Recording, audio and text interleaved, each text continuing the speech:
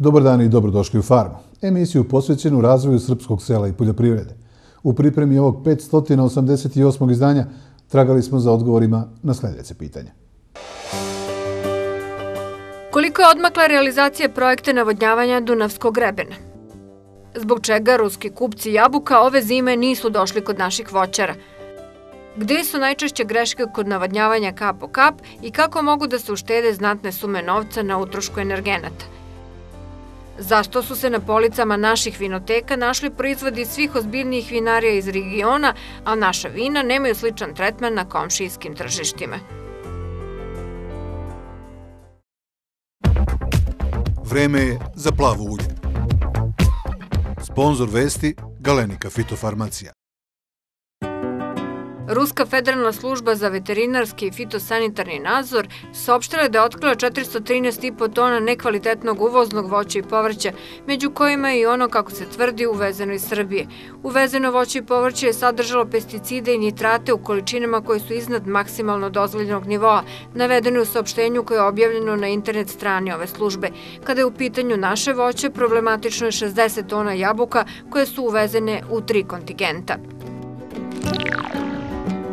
Vlada Vojvodine odlučila je da Pokrajinska direkcija za robne rezerve obezbedi 1200 tona kukuruza za snabdevanje registrovanih poljoprivrednih gazdinstava na teritoriji pokrajine koja imaju umatičena grla stoke. Pokrajinski sekretarijat za poljoprivredu utvrdit će spisak gazdinstava i odrediti količinu kukuruza koja će se davati po umatičenoj kravi. Trgovci i poljoprivrednici na Kvantaškoj pijaci u Beogradu dobit će za 4 meseca prvu zatvorenu halu za prodaju voća i povrća.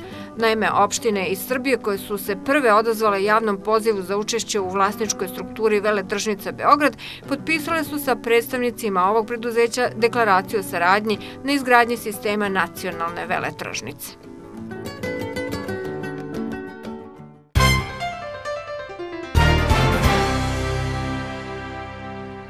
Podunavski pravac od Beograda ka Smederevu značajan je srpski voćarski region.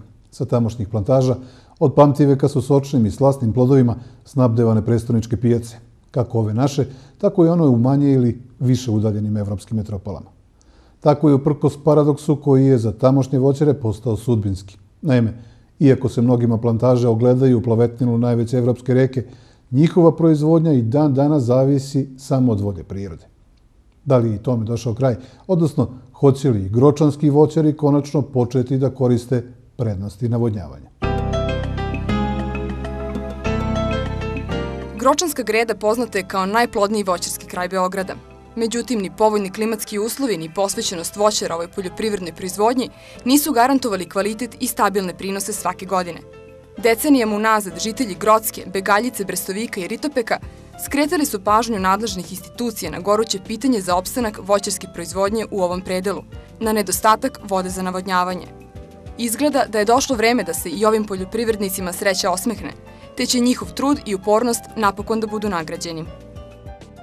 Ove godine smo uradili jedan značajan sistem za navodnjavanje. Sistem se nalazi u Grockoj i dužina je 7,5 km tog sistema. U prvom startu ćemo imati 240 hektara pod sistemom za navodnjavanje, a ukupna površina koja će biti pod sistemom za navodnjavanje kada se budu završile sve 3 faze, otprilike za 2,5 do 3 godine, bit će negdje oko 2.500 hektara. Znači, sa tog nekog dela iz opštine Grocka, Boleč, Ritopek, Begaljica, Brestovik i tako dalje, sva ta sela koji su u okviru opštine Grocka moći će otprilike da napravi produkciju od 150.000 tona voća.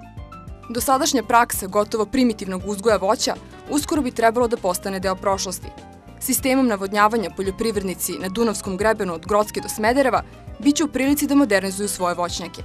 Prema rečima gospodina Jankovića, procedura za priključenje na ovaj sistem je značajno pojednostavljena u odnosu na prethodne projekte sa ciljem da olakša pristup mnogim poljoprivrednim proizvođačima. Uslovi su sledeći. Oni izgrade plastenik ili naprave sistem kap po kap za plasteničku proizvodnju ili za voćarsku proizvodnju, naprave protivgradnu mrežu, naravno pre toga konkurišu kod nas za sredstva, mi potpišemo ugovor i onda kad oni završe te radove, imaju rok od par mjeseci da završe te radove, onda naša komisija izlazi na teren, pogleda da su radovi završeni, Pre toga komisija izlazi na teren da vidi gde će se taj plastenik postaviti, gde će ta protivgradna mreža da se postavi, gde će taj sistem kap po kap isto da se postavi. Onda se verifikuje, vidi se da postoji potencijal, da postoji zemlja, da on odgovarajućim papirologijom i dokazuje vlasništvo ili neki višegodišnji zakup te zemlje i na konto toga kad završi plastenik ili kad završi protivgradnu mrežu sistem kap po kap, onda on dobija sredstva u visini od 80% od onoga što je on to platio. Znači, mi smo za sada ograničeni na nekih 2 miliona dinara po jednom pojedincu. U Gradskom sekretarijatu za poljoprivredu naglašavaju da su zadovoljni odzivom zainteresovanih voćara.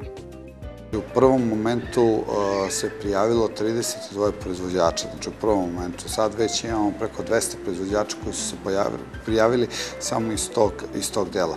Jednostavno, svi su željni neke edukacije, znanje i tako dalje. Sljedeće godine ćemo ih voditi za Italiju, vodit ćemo ih za Holandiju, vodit ćemo na neke edukacije od par dana da vide kako rade tamo asocijacije, kako rade poljoprivredni proizvođači, kako su se udružili, kako se ta roba pakuje, marketinški deo. Znači, jednostavno, oni žele da saznaju sve. Sekretarijat će proizvođača da podrži i podsticajnim merama za izgradnju sistema navodnjavanja kap po kap, ali postavljaće i protivgradne mreže i meteorološke stanice u narednom periodu. Pored ovih mera, u planu je modernizacija hladnjače u Boleču. Boleč, inače, ima jako dobru istoriju. Ima hladnjaču od 22.000 tona. To je jedna od najvećih hladnjača u staroj Jugoslaviji, možda i na Balkanu koja je postala. Ona bi mogla da zadovolji deo te regije i mi imamo jaku želju, volju i imamo dobre ideje da tu hladnjaču, odnosno ceo PKB voćarske plantaže Boleč podignemo i stavimo na noge. Da li će to biti kroz javno-privatno partnerstvo, da li će to biti kroz privatizaciju, ali svakako ćemo se potruditi da nam taj segment oživi, jer je on žila kucavice te regije. Do 1. aprila trebalo bi da proradi prva faza sistema. Gročanski voćari se nadaju da to neće biti još jedna u nizu šala kojima smo izloženi na taj datum, jer to je, kako kažu, stvar koja je sudbinski bitna za njihov život. Mi bukvalno na najprimitivniji mogući način se bavimo voćarstvom. Vrhunski Obrestovik je jedno divno voćarsko selo, ali divni znalci, ali na primitivan način. Znači, mi deponujemo đubriva, svašta mi radimo, ali nemamo vode, ni bez vode malo. Znači, što ja kažem, ovo je možda posle nekog, ne preteravam sigurno, ali posle Karađorđevog ustanka najepohalniji poduhvat za ovaj kraj je voda. Znači, mi sve znamo, ali nemamo čime. Znači, nemamo vodu, imamo sjajna otkupna mesta, imamo sjajne komore, imamo sjajnu mehanizaciju. Znači, jedan životni ciklus bi bio zakružen tom vodom, koja bi nam sigurno ponela, prinose bi nam podigla sigurno 30-40%. Prinosi kao prinosi, ali i kvalitet. Znači, onda mi sve određujemo, mi diktiramo i količinu, koliko hoćemo, i kvalitet, bukvalno i utičemo i na cenu samim tim.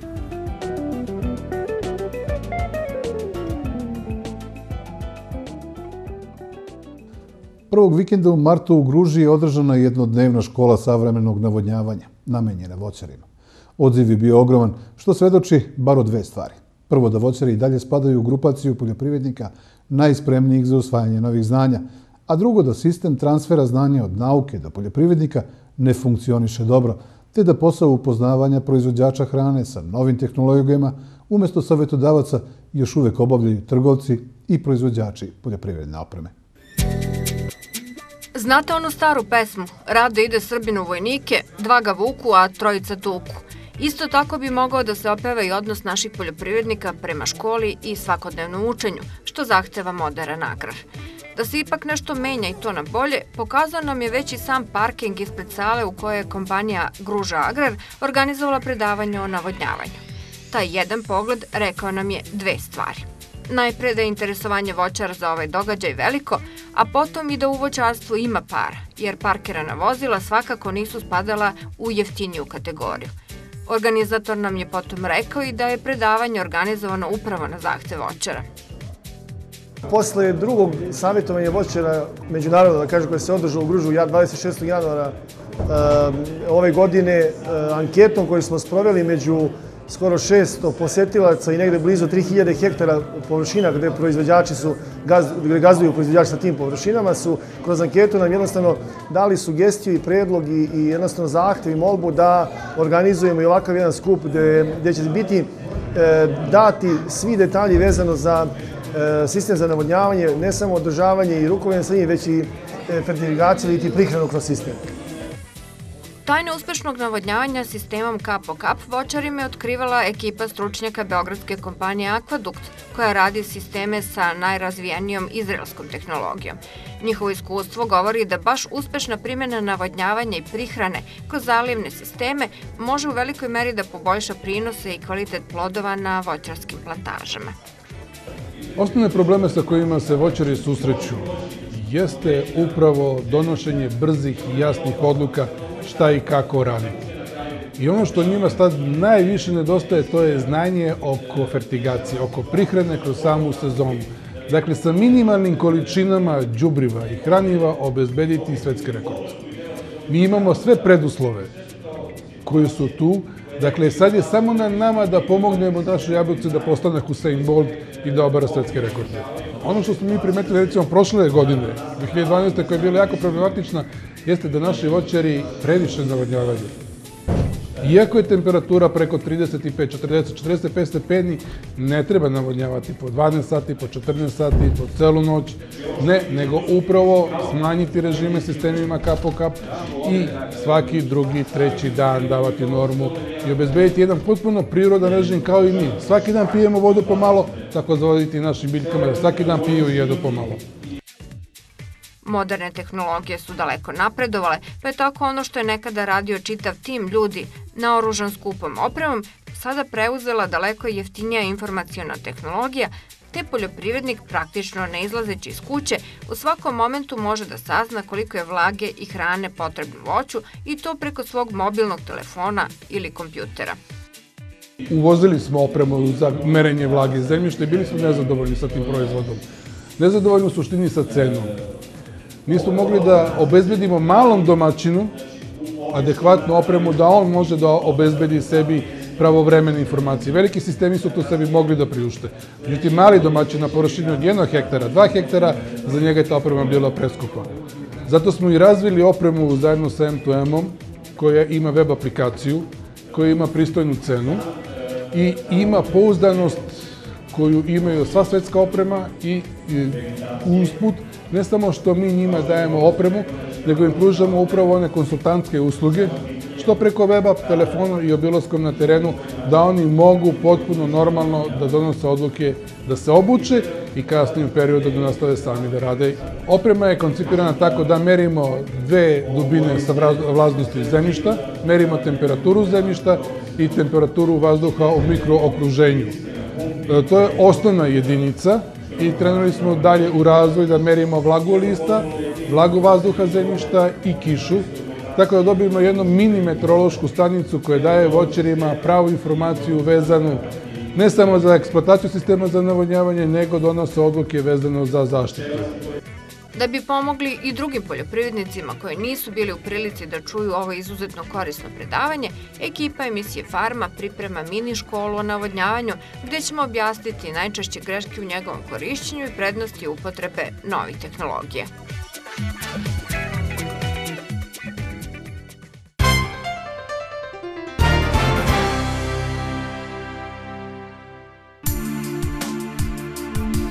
Kada je srpsko tržište pre više od decenije širom otvorilo vrata za proizvode najvećih svetskih kompanija iz oblasti semenarstva, mnogi poznavaoci su upozorili da je to početak sumraka domaćih selekcionih kuća. Godine koje su usledile uglavnom su im dale za pravo. Ipak, za neke, nažalost retke, dolazak najsnažnije konkurencije je bio tek podstrek da dokažu svoju kreativnost. Superior iz Velike Plane je to pre svega učinio selekcijom sorti i hibrida povrća, kojima je sačuvao poznate ukuse, ali ih i osnažio karakteristikama savremenih selekcija koje zadovoljavaju potrebe velikih marketa i dugih transporta. Intenzivan rast ova domaća kompanija u mnogome duguje jednoj već legendarnoj paprici, slonovom uvu. To je varuša broj 1, ona se traži najviše. Znači, od kada je firma Superior napravila slovno uvo, ona je zauzela tržište i kao takva je potisnula nekadašnju kurtovku i tako te sorte koje su nekada bile prisutne masovno. Sada se koristi najviše ono u Srbiji. Čak i u godini velikih izazova kakva je bila prošla, slonovo uvo je u uslovima normalne agrotehnike dalo vrhunske rezultate. Paprika je navodnjavana tokom čitavog leta skoro svakih 7 dana i tako da imamo sada izuzetne rezultate u prinosu i kvalitetu paprike. Pa budu po 200 grama te paprike, znači 5 komada u kilo. Neki put znaju da budu i 250 grama. Pa prinosi se očekuju oko 70 tona. Ocenjujemo da imamo oko 80% prve klase, znači što je i bitno za proizvođače koji se bave merkantilnom proizvodnjom paprike, da svoje proizvode mogu prodati po marketima, izvozu ili pijacama. I što je, znači taj tip paprike se dokazuje i pokazao kao da je slonovo uvo, da je jedan od najkvalitetnijih i najupotrebljivijih u domaćinstvima širom Srbije, pa i sada u okruženju gde se izvozi ta paprika. Od 2010. godine Superior je snažno zakoračio i u sektor ratarstva. 2 hibrida kukuruza kreirana su upravo po meri novih zahteva domaćih poljoprivrednika. Namerno se nalazimo danas u ovom polju ovdje gde imamo 2 naša hibrida, Bećar i Lider, da bi pokazali našim gledalcima kako i u sušnoj godini, i to izuzetno sušnoj godini, može da uspe kukuruz. Kukuruz Bećar se odlikuje time što je projektovan za sušne godine. Projektovan je za Maroko, za Alžir, prvenstveno za te pustinjske zemlje, odnosno severnoafričke zemlje, i on trpi sušu, trpi vetar. Prošlogodišnja ekstremna suša je ostavila svoj potpis na ovom usevu, ali na ovim njivama bilo je ozbiljnog posla u berbi. Postoje biljke koje imaju veoma mali klip, ali opet dobro ozrnjen klip. Postoje biljke sa veoma lepim klipovima, ali sa zrnima koje nisu dobro nalivena, jer nije imalo vode i nije imalo sa čim da se nalije zrno. Međutim, bitno je da svaka biljka ima klip, po jedan klip, i to znači prinos. Mi smo išli na malo ređi sklop ove godine, išli smo na 50.000 biljaka po hektaru, ali mogu da kažem da je to bio pun pogodak. Jedan mali eksperiment pre par godina izazvao je nesvakidašnje veliki odijum, a od Superiora je načinio kompaniju sada dobro poznatu i u svetu voćara. Aroniju u početku nismo ozbiljno shvatali. Proizveli smo 17 biljaka i odneli ih na sajam u Novi Sad. Videli smo veliko interesovanje. Iduće godine napravili smo 20.000 biljaka i to se pokazalo kao malo. Onda smo pravili iz kulture tkiva po 50 i danas po 100.000 biljaka godišnje. I praksa je pokazala da je tržište još veće, pošto ne proizvodimo samo za Srbiju, nego i za okolne zemlje u regionu. Ovo je jedan rasadnik Superiora Velika Plana, gdje se nalazi na 1000 sadnica spremnih za presađivanje na stalno mesto. Mi razmnožavamo aroniju kulturom tkiva iz meristema u laboratoriji za kulturu tkiva. Godinama to radimo. Pokazalo se da su to veoma zdrave, robustne biljke.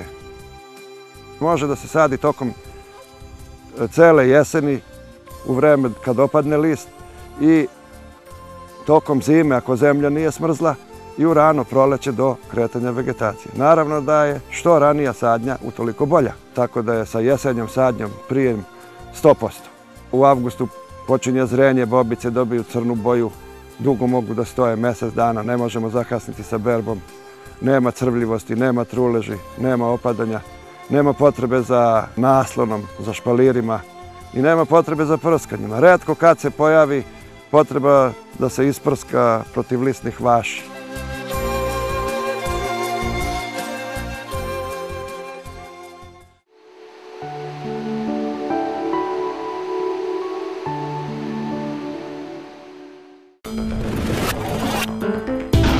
Plavo ulje. Gotova kombinacija mineralnog ulja i bakarnog oksihlorida za suzbijanje prouzrokovača biljnih bolesti i prezimljujućih formi štetočina. Plavo ulje za dobar početak. Galenika Fitofarmacija. U proizvodnji šećerne repe na ovim prostorima mnogo toga se promenilo od kako je ključni kriterijum za procenu roda umjesto mase korena postao procenat šećera. Upravo od tog trenutka postajemo i svedoci narastanja armije ratara koji sudbinu svoje proizvodnje temelje na genetskom potencijalu sorti kompanije Syngenta. Zašto su se odlučili na taj korak? Vrlo je bitno izabrati dobru sortu, pogotovo šećernatu, i koja ima trojno dejstvo, znači da je otporna na rizoktoniju, rozumaniju i cerkosporu. Znači, to je nešto što bi morali da povedemo računa pri izboru sorte. Pa izabrala sam asketu koju sam ove godine imala na 30 hektara, pa baš zbog toga što ima dobru rodnost i sve ove 3 osobine koje smo malo pre nabrojali. Ja godinama sejem uglavnom do 70% šećerne repe su zasejani Syngentini hibridi. Tu pre svega nekada smo sejali puno gazetu što je izuzetno otporna na cerkosporu i ima stabilne prinose i stabilnu digestiju. Sad pokušavamo nove neke sorte. Prošle godine sam imao Liptu od Syngente što je izuzetno se dobro pokazalo, znači pa otprilike kod 93 tone po hektaru bilo plative čiste repe. Trenutni prinos koji smo ostvarili je nekih 5 do 5,5 vagona plative repe po hektaru. Nije malo. Što nas prati celu godinu, definitivno nije malo. Zadovoljni smo, ostvarili smo prosječan prinos 56 tona po hektaru sa prosječnom digestijom 1785. Sejali smo sorte Syngentine, Gazeta i Asketa i imali smo sortu Robustus, to je sorta koja je otporna na nematode. Imaju biljke malu glavu, tako da prilikom vađenja nemamo velike odbitke u tipu nečistoće. Syngente je izašla sa programom, sva semena su im zaštićena sa insekticidima u prvim fazama.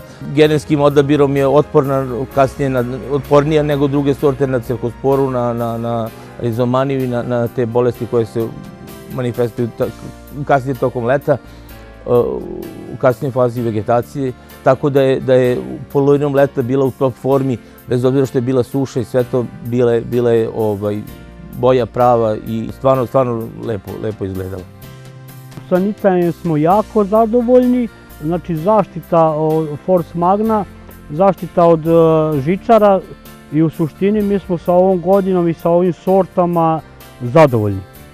Pa opet ćemo asketu i možda na probu neku novu, ali od Syngenta. Nauka za bolji život. Sigurnost na semenu. Podrška u njivi. Zadovoljstvo u žetvi. Učimo zajedno.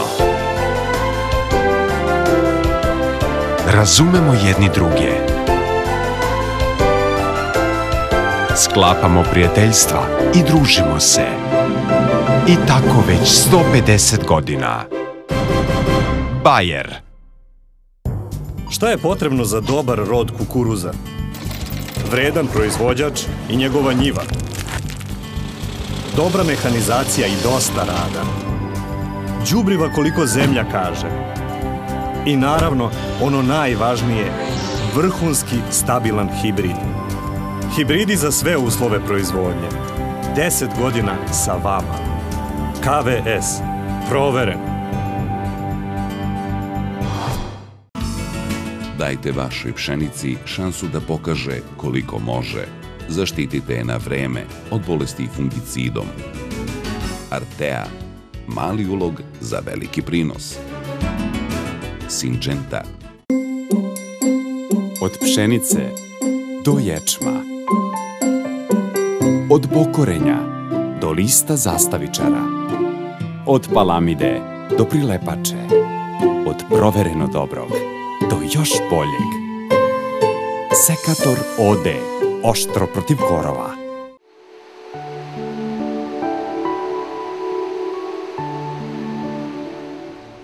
Otkako su se ruski trgovci voćem pre 10 godina odomaćili na ovim našim terenima, brojni problemi sa kojima su se naši voćari dugo suočavali postali su tek deo predanja. Svesni svih prednosti našeg voća, ali i veličine tog činilo se nezasitog tržišta, pomislili smo da plasman više ne može da bude deo problema u voćarskoj proizvodnji Srbije. Dešavanje posle ovogodišnje najveće voćarske smotre, berlinskog Fruit Logistika, ipak unose veliku zebnju. Naime, hladnjače su pune, ali od Rusa ni traga. Glas stiže, ali iz daleka i ne nagoveštava mnogo toga dobrog. Dakle, šta se to ovih dana dešava na tržištu voća i kako se tim promenama moramo prilagoditi?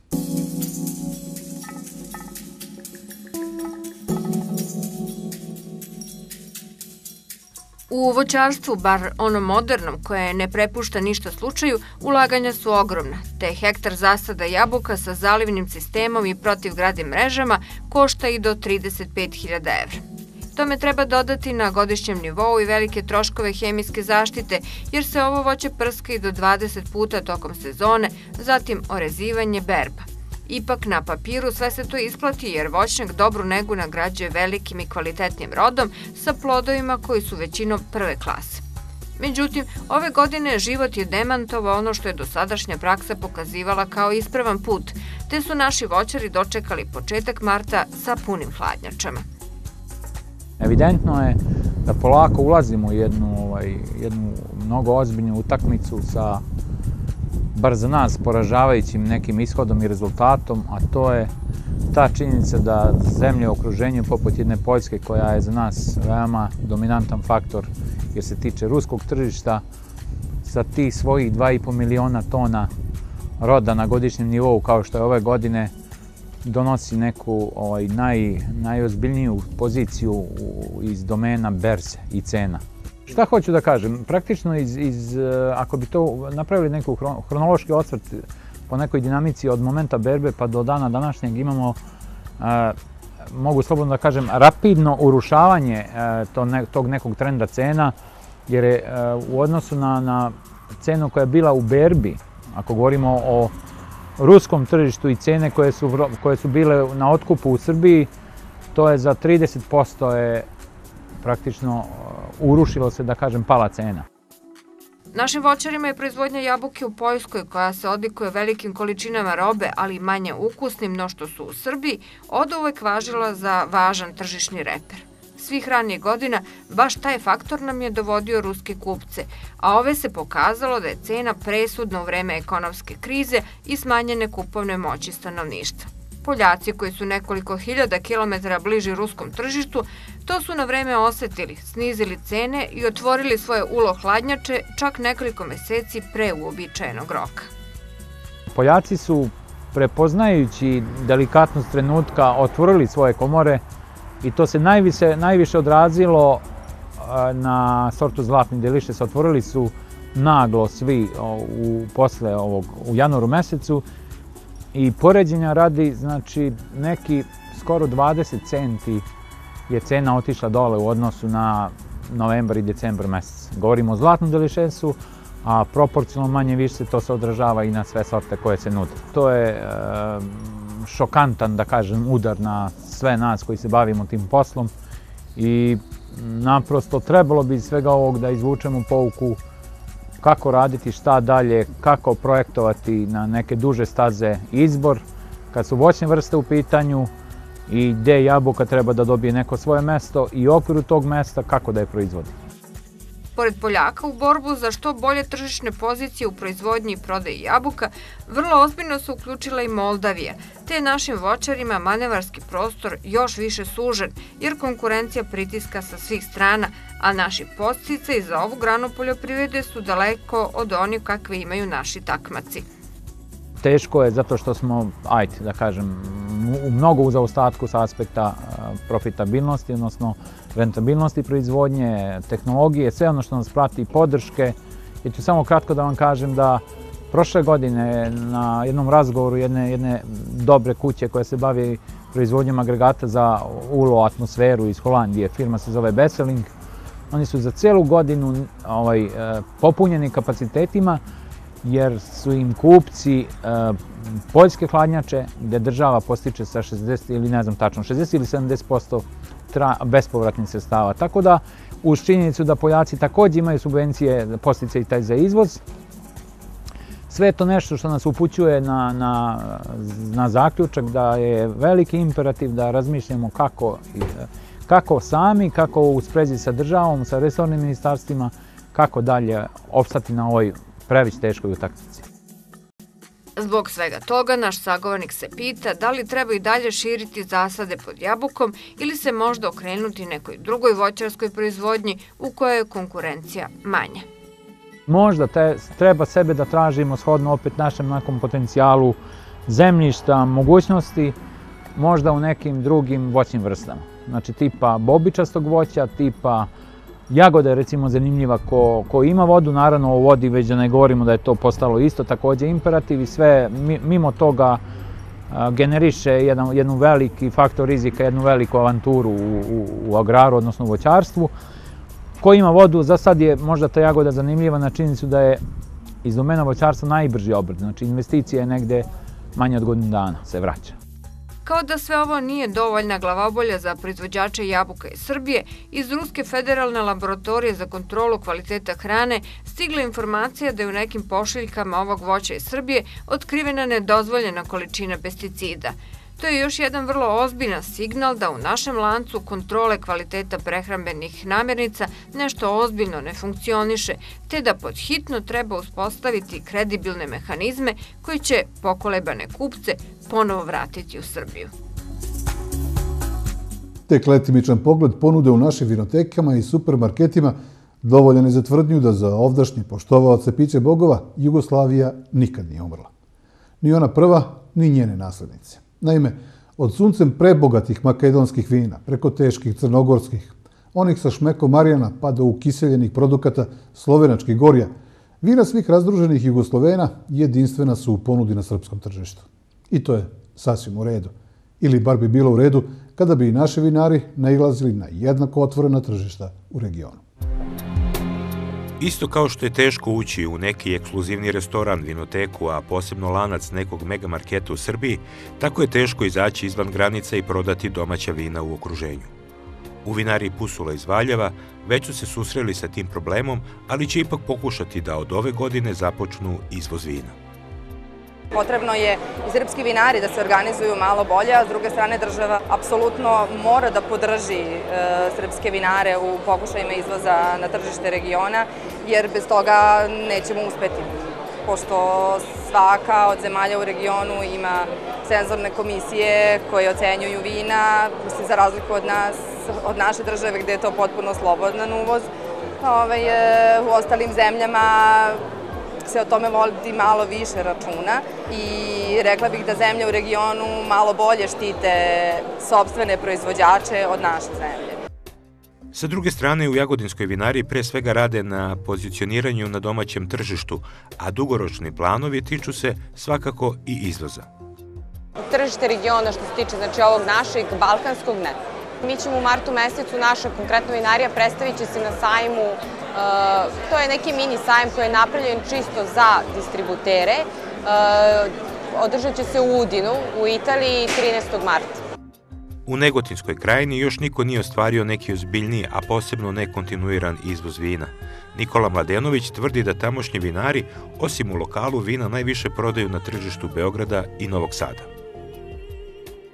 Kao i u nekim ostalim segmentima, nama nedostaje malo količina i standardizovan kvalitet sa dovoljnom količinom da bi se negde pozabavili izvozom.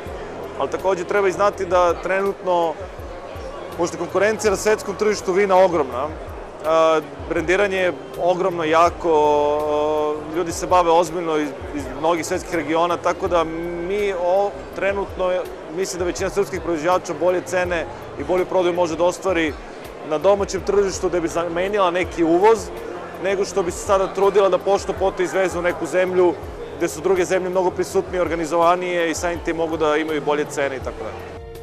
Međutim, naše najveće vinogorje i najveći proizvođač vina sa tradicijom Vršački vinogradi nemaju problema u izvozu vina na tržište regiona, ali uz prave prezentacije i dobar marketing.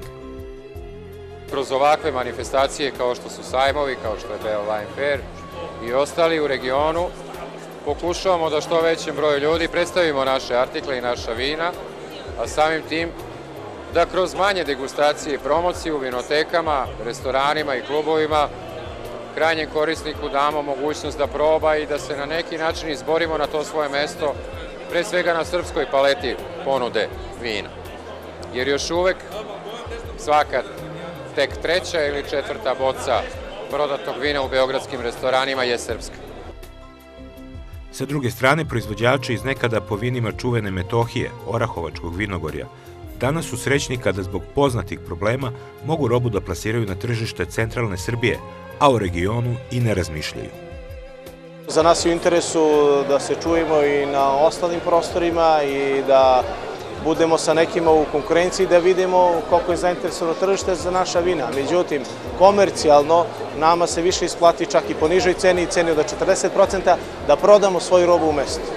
I samim tim da pokušavamo da radimo taj neki versko-vinski turizam sa gostima koji nam dolaze iz centralne Srbije i ostalih delova Evrope i sveta, tako da tu imamo znatan pomak u tom delu.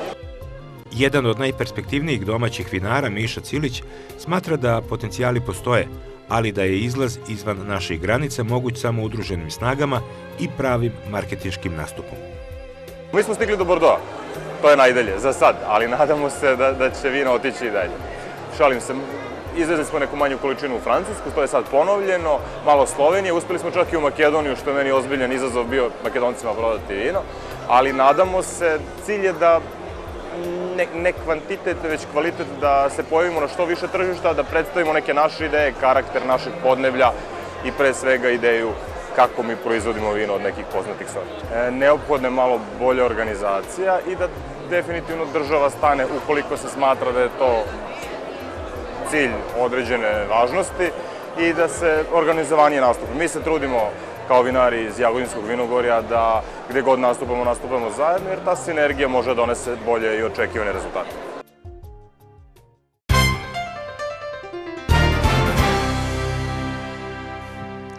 U Beogradu je nedavno održana konferencija o agrobiznisu u regionu. Bila je to prilika za razmenu iskustava, nove poslovne kontakte, ali i trenutak spoznaje o tome kako naš agrar ocenjuju stranci. Najkraće, da ne veruju u potencijal srpskog agrara, ne bi ovde ni gubili vreme. Ipak, to ne znači da naš agrarni sistem njima sasvim godi. Što se prirodnog ambijenta tiče, tu im je sve potaman. Mnogo više kritičnih tačaka oni prepoznaju u drugom ambijentu, onom poslovnom, koji kreiraju ovdašnje političke elite. Kao veoma bitna činjenica, istaknuto je da jedino Srbija od potencijalnih kandidata za članstvo u Evropskoj uniji ima spoljno-trgovinski suficit kada su u pitanju poljoprivredni proizvodi. Posebno se naglašava porast izvoza agrarnih proizvoda na tržište Unije u poslednjih nekoliko godina. Međutim, za dalji napredak u sektoru agrobiznisa potrebne su dobre institucionalne pripreme. Well, we've been talking a lot about the national reference laboratories. It's obvious that this milk crisis points. Mnogo se priča o nacionalnoj referentnoj laboratoriji na koje je skrenula pažnju kriza sa mlekom. Ovo je značajno ne samo zbog saradnje sa Evropskom unijom i izvoza, već i zbog vaših potrošača. Neophodno je takođe da imate dobre inspekcije. Ovo se odnosi i na institucije koje će u budućnosti rukovoditi novcem iz EU fondova, pa je stoga veoma bitno da se radi na poboljšanju njihovog funkcionisanja. Potrebno je takođe da postoji školovano osoblje koje će raditi u tim institucijama. Za kraj hteo bih da naglasim da je neophodna i kvalitetna komunikacija sa poljoprivrednim sektorom, sa farmerima i prerađivačima i moram da istaknem da sam zadovoljan što država radi na poljoprivrednoj strategiji i postiče javne rasprave. Suština jeste da se čuje glas poljoprivrednika. I think it's very important that the voice of farmers, of the processing industry is heard. Predsjednik jedne velike britanske investicione kompanije, kao mane u sektoru domaćeg agrara, navodi usitnjenost poseda, genetiku stočnog fonda, nerazvijenu infrastrukturu i činjenicu da je najveći broj prerađivača stacioniran oko Beograda, a ne tamo gde je sirovina. On smatra da postoji prostor u razvoju srpske poljoprivrede, a kao glavne investicione projekte vidi sisteme za navodnjavanje, organsku poljoprivredu i seoski turizam. And I'd just like to highlight three which I think are particularly important for agribusiness. Želeo bih da skrenem pažnju na 3 tačke koje su itekako bitne za poljoprivredni biznis i ulaganje u Srbiju. Prvo, Svetska banka rangirala je Srbiju na 91. mesto na svetu po lakoći izvoza. Ovde je potrebno da se popuni 7 dokumenta, u zapadnim zemljama je prosek 4 dokumenta. Takođe, neophodno je $15.000 kako bi se izvezao kontejner iz Srbije, dok je za zapadne zemlje prosek $1.000. Druga značajna stvar je poštovanje ugovora i stanje u sudstvu. Ako neko želi da uloži u Srbiju i nešto krene na loše, mora da zna da sudovi dobro funkcionišu. Nažalost, vi ste na 103. mestu po ovom pitanju, što ukazuje na izraženo prisustvo korupcije. Prosečno trajanje suđenja je 635 dana i postoji čak 36 procedura. Poslednja stvar na koju bih skrenuo pažnju je veliki problem sa građevinskim dozvolama. U ovom sektoru Srbija se nalazi na samom začelju, odnosno na 179. mestu od ukupno 185 zemalja. Građevinske dozvole su neophodne za sve, da li se radilo o proširenju farme ili izgradnji skladišta. Za ovaj proces potrebno je čak 9 meseci. Podhitno to mora da se promeni, jer ako strani investitori žele da dođu u Srbiju, moraju da budu sigurni da mogu da izgrade nešto. Gotta happen, because if people can't expect to get the thing built when they get here and put the money in, they're not going to come here. Predsednik Asocijacije mađarske prehrambene industrije savjetuje da ne ponovimo greške koje su oni napravili u procesu pristupanja Evropskoj uniji. Smatra da je loše uljuljkivati proizvođače nepotrebnim subvencijama, kojih sutra u Uniji neće biti. Kao primjer, navodi tek uvedene subvencije za živinarstvo, a pomoć poljoprivrednicima smatra da je opravdana samo u domenu investicija. Urge the producers and processors to form horizontal and vertical integrations. Savetujte proizvođače i farmere da se udružuju i horizontalno i vertikalno. To će znatno povećati njihovu konkurentnost kao i pregovaračku moć. Ovo je bitna stvar za njih jer se suočavaju sa snažnom pregovaračkom moći trgovačkih lanaca. Nemojte misliti da će lošu poziciju proizvođača rešiti država i njeni zakoni. Probali smo mi to u Mađarskoj, ali nažalost to je stvorilo još veću neravnotežu u pregovaračkoj moći, što nije bilo rešivo zakonskim aktima. Jedini izlaz za proizvođače je udruživanje. Bitno je napomenuti da ne smete da povećate PDV za hranu na izuzetno visok nivo, jer će veliki deo otići u netransparentne tokove. Živimo u delu Evrope gde izbegavanje plaćanja poreza i prisustvo crnog tržišta normalna stvar i samim tim ako podignete PDV, totalno ćete uništiti fair play na tržištu. Extremely high level, then you totally disturb the fair market competition. Medijator skupa, profesor Miladin Ševarlić, kaže da su se u poslednje vreme pomerile stvari sa mrtve tačke u vidu novog zakona o podsticajima i najavom strategije o agraru, ali da su za ozbiljniji i praktični iskorak neophodne investicije, odnosno svež kapital.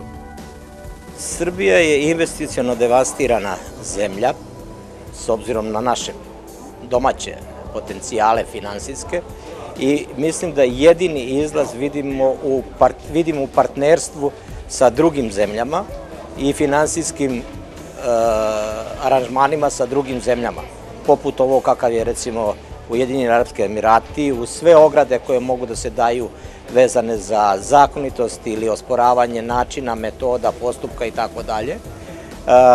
Takvi aranžmani će dobro doći poljoprivredi Srbije, ali se mora voditi računa da treba više takvih aranžmana i da treba i za različite sektore, a ne samo za sektor ratarske proizvodnje i eventualno stočarske proizvodnje.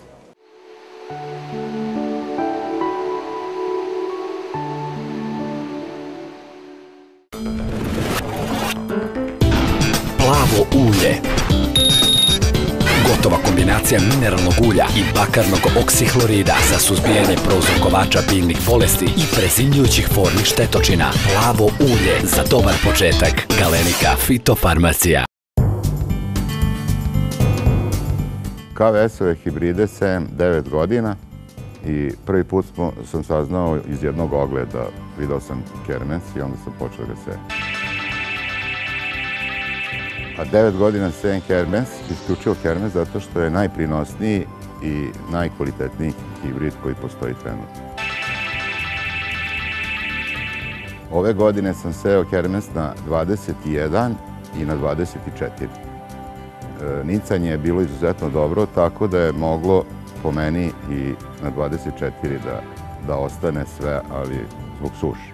Od agrotehnike standardno prihrana sa urejom i jednu parcelu sam navodnjavao. Na toj parceli je bilo 11 tona. Pa prethodnih godina je bilo najmanje 6 tona po jutru, a najviše 8 tona po jutru. Pa KVS je izuzetno korektan što se tiče saradnje obilaze nas redovno, prate proizvodnju i daju nam savete. Seme je uvek kvalitetno, uglavnom zadovoljno. Pa već je to sve poznato. Nema tu ništa nepoznatog, ali ima novih sorti, novih hibrida, eto upoznajemo se. Ove godine sam seo Konses prvi put i izuzetno sam zadovoljan s njim. Pa ovih godina sam seo isključio samo Kerens. Sad planiram da proširim malo sa Krabasom i sa Konsesom.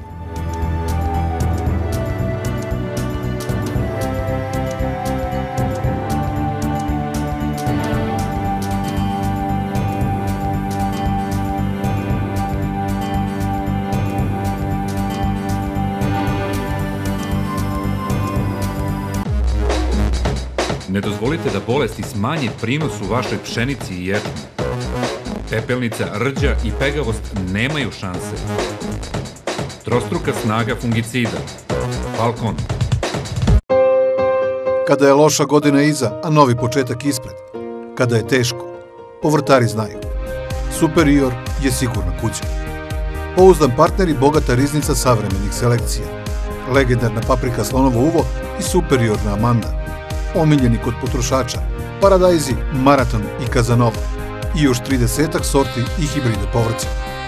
Superiorna rešenja i u voćarstvu, bezvirusni sadni materijal, aroni i borovnici. Za pouzdan start, Superior, razvoj i inspiracija. Ne dozvolite da vam pipe, žičari, sovice i druge štetočine prorede useve. Primjenom preparata Force depozitorima u zonu setve obezbedite sklop koji garantuje prinos. Force.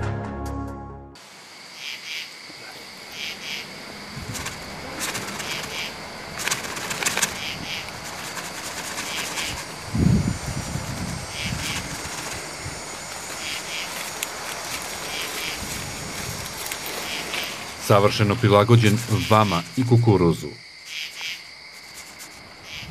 Merlin Flex. Zanat. Selektivni herbicid namijenjen za suzbijanje travnih i širokolisnih korova u krompiru, paradajzu, paprici, kupusu i luku. Sa Zanatom nema potrebe. Sa alatom Galenika. Fitofarmacija. Pravi put u zaštiti bilja. Šta je potrebno za dobar rod kukuruza? Vredan proizvođač i njegova njiva. Dobra mehanizacija i dosta rada. Đubriva koliko zemlja kaže. I naravno, ono najvažnije, vrhunski stabilan hibrid. Hibridi za sve uslove proizvodnje. 10 godina sa vama. KVS.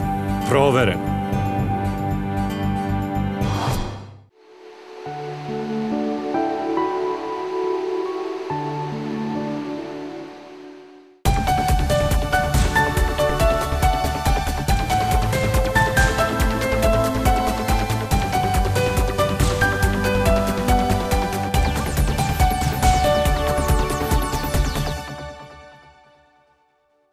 Dobar dan, poštovani poljoprivredni proizvođači. Danas se nalazimo u Doroslovu, nedaleko od Sombora.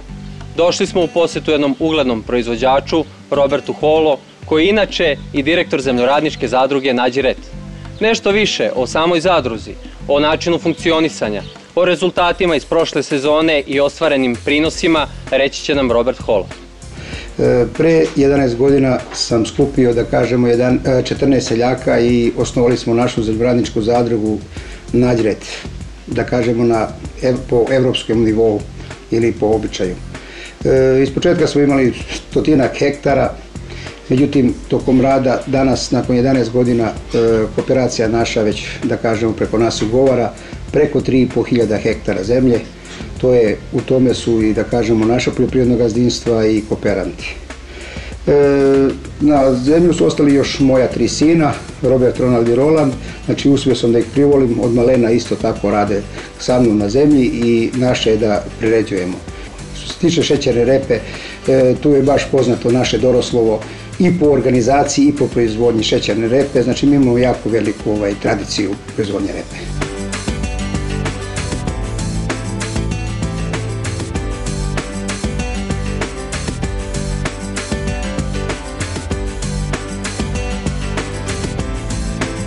Korovi predstavljaju veliki problem u proizvodnji šećerne repe. Roberte, recite nam koje su to korovske vrste koje vama pričinjavaju problem u proizvodnji šećerne repe i na koji način ih uspešno suzbijate? Pa mogu reći da je to široki spektar korova, širokolisnih korova. Godinama smo radili sa betanalima, međutim prošle godine smo počeli sa primjenom novog betanala, Betanal Max Pro, koji, da kažemo, odmah nam se svideo zato što daje dobre rezultate. Znači, naša njiva je bila još čišća nego do sada. Savremena poljoprivredna proizvodnja šećerne repe ne može se ni zamisliti bez fungicida. Koji su to fungicidi koje vi koristite i šta očekujete od primjene jednog fungicida? Moje osnovno pravilo je prvi put upotrebljavam sferu. Iz jedne čiste sigurnosti, znači najbitnije je prvi put zaštititi tu biljku da ne bi došlo do bolesti. Jer ako prvi put promašimo, znamo šta se dešava, ali obavezno zadnje prskanje stavljamo opet sferu. Znači opet to je karenca, da kažemo, kratka i kvalitetna, znači mi smo onda s tim dva tretmana prva i zadnjem zaštitili od cerkospore. Međutim, također kod digestije se isto jako lepo vidi od kada koristimo sferu da je, barem smo dobili, ajde da kažemo, procenati do 2% bolje digestije, sigurno. Roberte, koje ste površine imali pod šećernom repom u prošloj sezoni i kakvi su bili rezultati u proizvodnji? Prošle godine Zemljoradnička zadruga je ugovarala 200 hektara šećerne repe, a naše porodično gazdinstvo je imalo 70 hektara. Znači, tu mogu da kažem za naše domaćinstvo da smo imali digestiju prosek 17,8, a ako znamo kako je vreme bilo katastrofalno prošle godine, nikad se ne ponovilo, imali smo prosek po hektaru 55 tona, što kažemo, što možda se reći za bolju godinu da je dosta loše, međutim osrednji rod, ali za prošlu godinu kad znamo da nam je kukuruz totalno podbacio i sve ostalo, znači s 55 tona smo ipak mi zadovoljni, znači možda kažemo jedan lepi rod, a sve to zahvaljujući dobroj agrotehnici, dobroj hemiji i dobrom radu.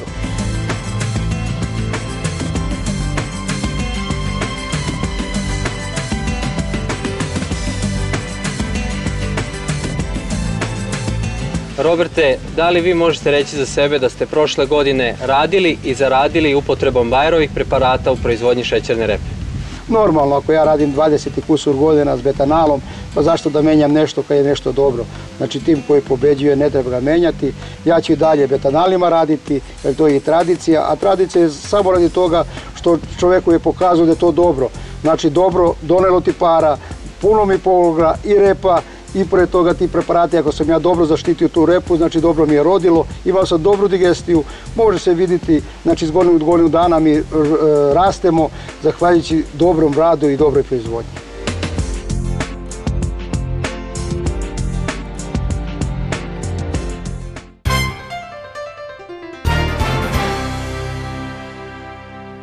Gledali ste 588. izdanje emisije Farma. Do sljedećeg susreta za 7 dana. Sve najbolje želim vam u ime redakcije Atlas Medija.